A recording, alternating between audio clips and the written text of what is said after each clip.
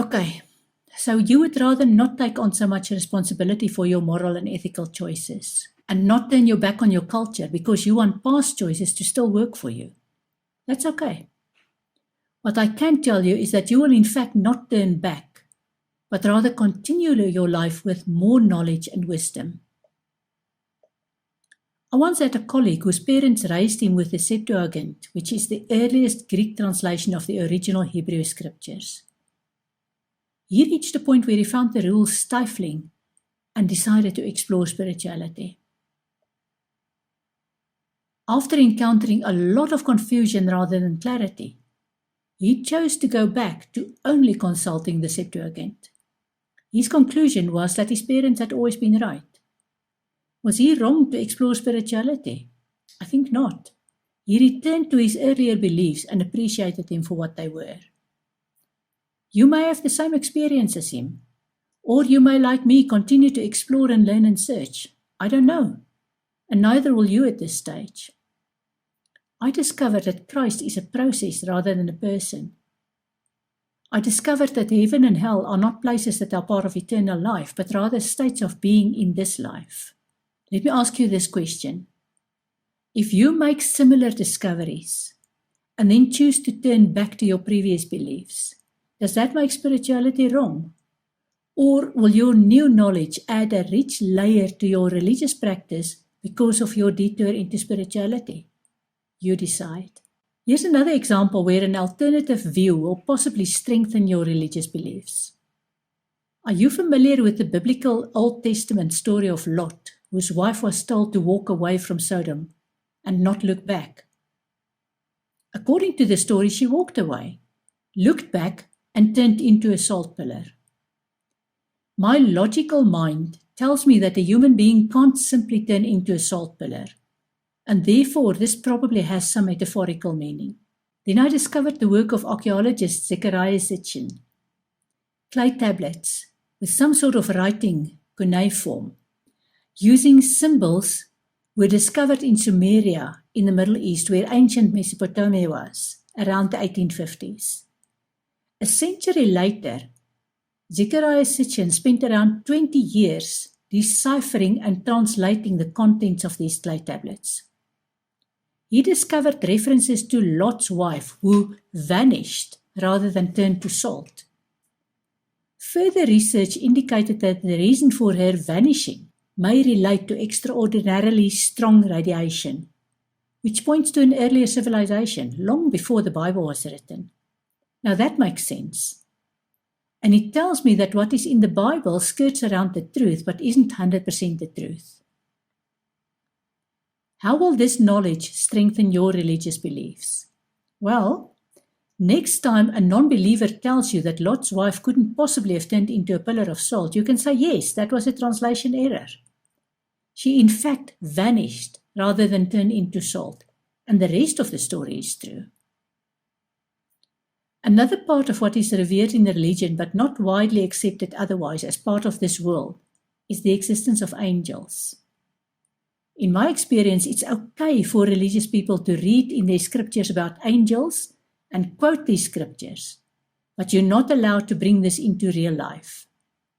I remember when I was young, a well-known Afrikaans preacher ran an agony aunt column in a big magazine, where he also gave advice based on biblical quotes, and that was totally acceptable and expected. However, the magazine then published an article where this preacher related his experiences with angels that he had met in his life. Some of these were people that he described as angels, and that was okay. However, he also described encounters with beings or entities that he described as angels, and many of his readers questioned his sanity. As part of your spiritual path, you'll discover that many people believe they have a guardian angel, or that they can invoke archangels. Do you believe that? Or do you think it should be frowned on as humans overstepping the lines? Do you know enough about the subject to give an answer? Later on, we'll go into this topic in detail. From personal experience, I know many followers of religion in my culture who told me in so many words that they accept clairvoyance, clairaudience, and clairsentience as these are described in the Bible. However, they believe it's sinful to claim to be able to see into the future and to provide intuitive or psychic readings. They would rather cling to the fear and uncertainty that surround their futures in challenging times, and that are justified by mainstream religions as God's will, as if God had either the time or the inclination to be anything other than a loving God. Following a spiritual path will result in you learning and growing and developing your consciousness and your frame of reference to become wider and more inclusive all the time. This results in a higher spirit vibration, which reflects a higher body vibration. If you stay with me on this journey, you'll get a much more complete explanation of this body vibration, but for now I'll give you the short version. The pulse of the earth vibrates at a rate of 7.83 Hz, and this is called the Schumann resonance. If your body is not aligned with this vibration, you feel it and it's not comfortable. This is when you experience, for example, insomnia, anxiety, a suppressed immune system, and all sorts of illnesses. Whenever you grow spiritually, you get to a space where the growth cycle is concluded and you learn some wisdom. At that moment, a quantum of light is formed in every cell of your body, and that's not reversible.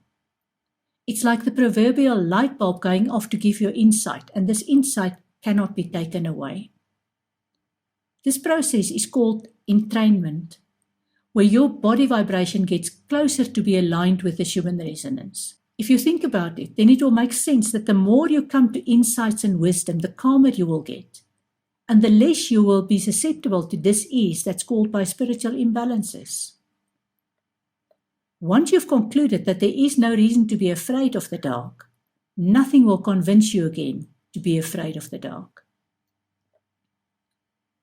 Changes in your outlook on life also have a physical impact on the workings of the pineal and pituitary glands, and you will learn a lot more about this in a later module.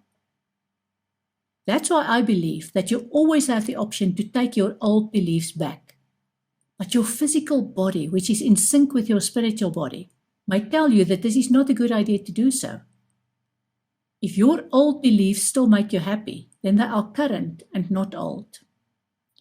You'll agree with me that once you have blown up a balloon, you will never be able to get that balloon to shrink to its original size. It always remains just a shade bigger than it was before. Same happens with your faith.